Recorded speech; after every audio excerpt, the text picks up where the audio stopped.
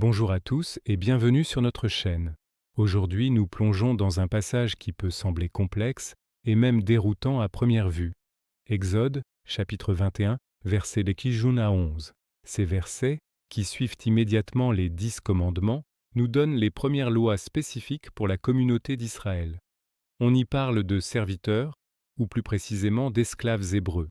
Ce sujet est délicat et il est crucial de l'aborder avec le bon contexte pour comprendre ce que le texte dit réellement et ce qu'il ne dit pas. Alors, restez avec nous pour démêler ce passage et découvrir les principes de justice et de compassion qui s'y cachent. D'abord, mettons les choses au clair. Le mot hébreu utilisé ici, éved, est souvent traduit par esclave, mais son sens est plus proche de serviteur ou travailleur sous contrat. Il est essentiel de ne pas projeter notre compréhension moderne de l'esclavage, qui était basée sur la race et la déshumanisation, sur ce texte ancien. Dans le contexte de l'Ancien Testament, une personne devenait serviteur le plus souvent à cause de dettes. C'était une sorte de programme de travail pour rembourser ce qui était dû, une protection contre la famine et la misère totale. Le verset 2 nous dit « Si tu achètes un esclave hébreu, il servira 6 années. Mais la 7e, il sortira libre, sans rien payer. » C'est une règle révolutionnaire pour l'époque. La servitude n'était pas une condition permanente. Il y avait une date de fin, une lumière au bout du tunnel. Au bout de 6 ans, la dette était considérée comme payée et la personne retrouvait sa pleine liberté. Cette limite de temps protégeait l'individu contre une exploitation à vie et affirmait sa dignité fondamentale.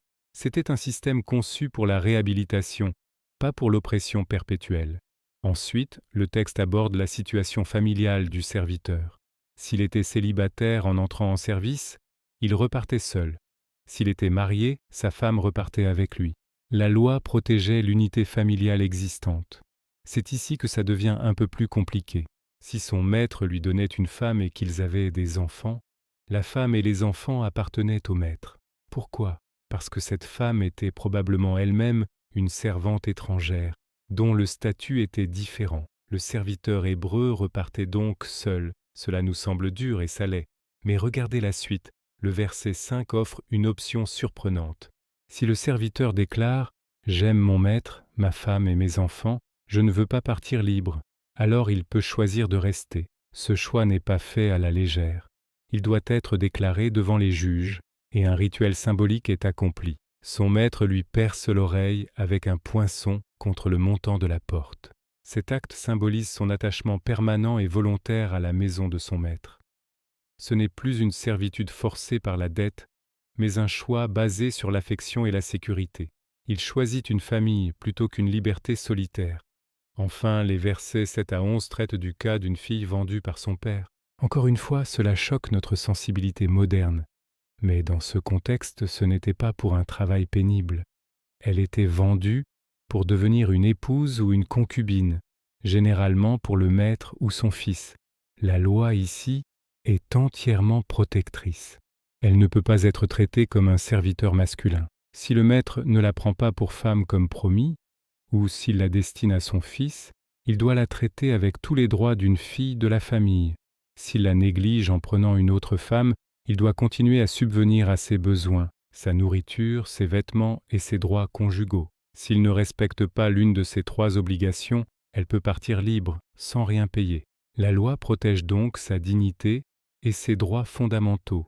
En résumé, bien que ces lois puissent paraître archaïques, elles étaient incroyablement progressistes pour leur temps. Elles limitaient l'exploitation, offraient une porte de sortie, protégeaient les unités familiales et donnaient des droits et une dignité aux personnes les plus vulnérables de la société. Elles nous montrent un Dieu qui se soucie de la justice sociale, même dans un monde imparfait. Ces lois ne sont pas un idéal, mais une façon de gérer une réalité économique difficile avec compassion et équité. C'est une leçon puissante sur la façon dont la foi doit se traduire en actions concrètes pour protéger les faibles.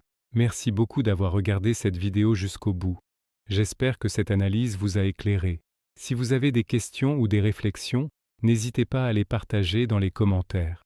N'oubliez pas de liker la vidéo et de vous abonner pour ne pas manquer nos prochaines études. Prenez soin de vous et à très bientôt.